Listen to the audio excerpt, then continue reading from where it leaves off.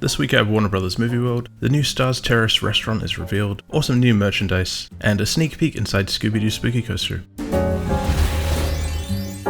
Hello everyone, welcome back to the YumYum Report, bringing you bite-sized updates from Australian theme parks, as well as occasional updates from theme parks around the world. Before we start, I'd like to give a special thanks to Team YumYum for supporting my content. Thank you so much.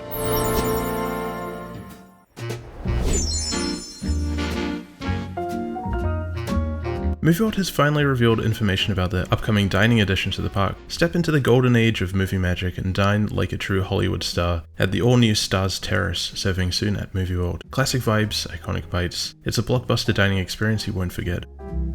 I'm a big fan of the aesthetic that they've chosen for this dining edition in the little teaser trailer they uploaded. It definitely seems like they've gone for a kind of sleek, minimalistic, almost Art Deco style that's definitely reminiscent of the classic age of Hollywood. The food and drinks they've showed off in the teaser look really nice, and I'm a big fan of the food that's served inside the little car-shaped food packaging. I think that's a really cool touch, and although I assume it's for kids, I hope that they serve that for adults too. It looks like they're also serving classic ice cream floats and some really nice looking ice cream sundaes, as well as some lighter options. It looks like they've got some popcorn chicken, prawns, fries, and more. It also looks like they'll be serving pizza as well, which I find interesting because they already have the pizza option on Main Street. It looks like they've also got some branded glasses and placemats. It definitely seems like this is Movie World's answer to Jane's Rivertown restaurant at Dreamworld. Even the sort of choice of aesthetic is quite similar with that traditional classic vibe, and I'm very excited in Theme Park Ogre's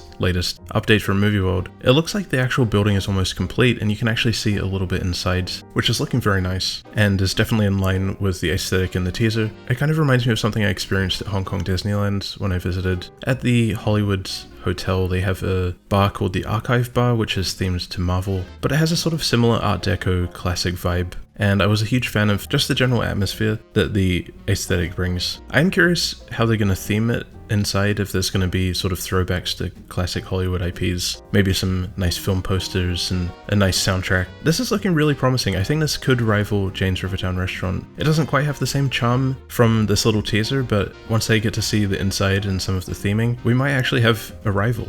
Are you excited for the new Star's Terrace dining experience at Movie World? Are you a fan of the aesthetic? Let me know down below in the comments.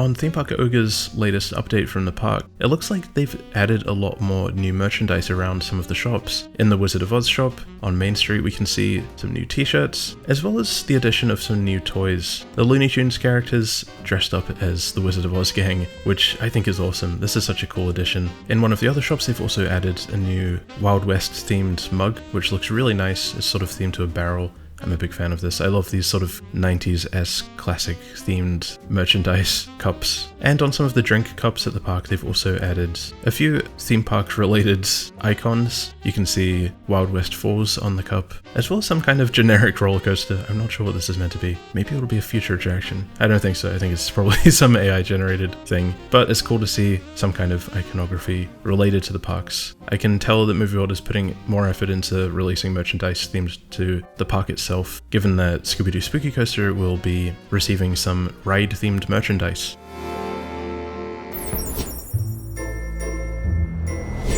Speaking of Scooby-Doo Spooky Coaster, we finally got our first look inside Scooby-Doo Spooky Coaster at some of the theming elements. Movie World released a video on their Instagram account showing off some of the dark ride section, and we can see the return of a lot of the beloved classic theming from the original version of the ride. Lots of the animatronics and props and things have made a return, and it looks like it's also received a sort of new lighting setup with this blue and red color scheme, which I'm a big fan of. I think it looks really nice. I'm beyond excited for this attraction. It's easily my most anticipated ride for Australia in 2025, and I can't wait to get my first look inside.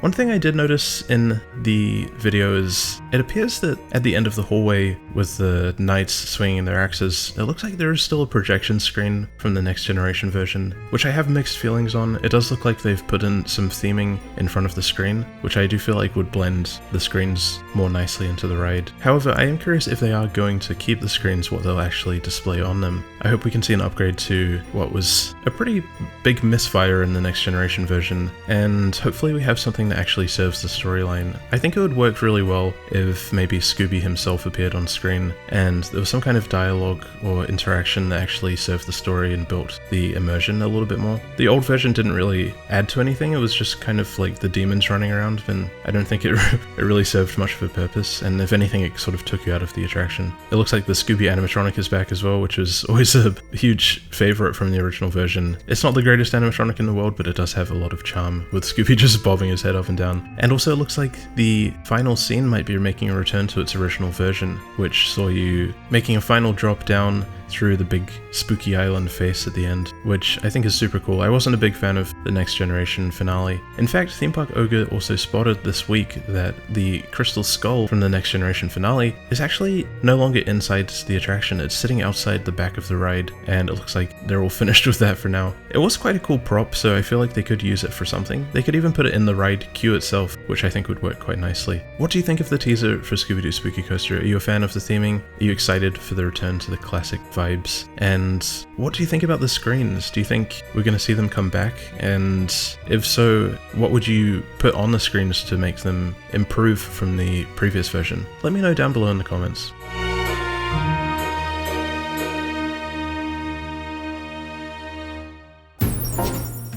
I'm also adding a new segment to the YumYum report going forward, where I'll be featuring viewer highlights, moments that you've recorded at visits to theme parks around the world. They don't have to be Australian parks, just any interesting things that you've spotted at a park. Feel free to send me an email, a message on Instagram or Facebook. I'm gathering a bunch of clips, and once I have enough footage, I'll add this new segment, and it'll be really fun to share people's highlights and cool experiences from theme parks.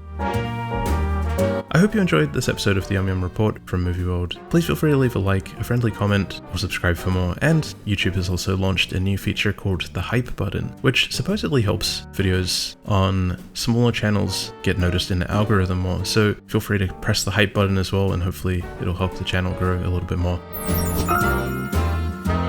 A big thank you to the members and sponsors of Team YumYum for supporting my content. Thank you to the Team YumYum members, Randall, Maloney's Coasters, Kai on the Internet, Oogie Boogie, Theme Park Ogre, Jordan Casey, Johnny Boy 175, The Downy Cat, Mika, and Carrie Jekin.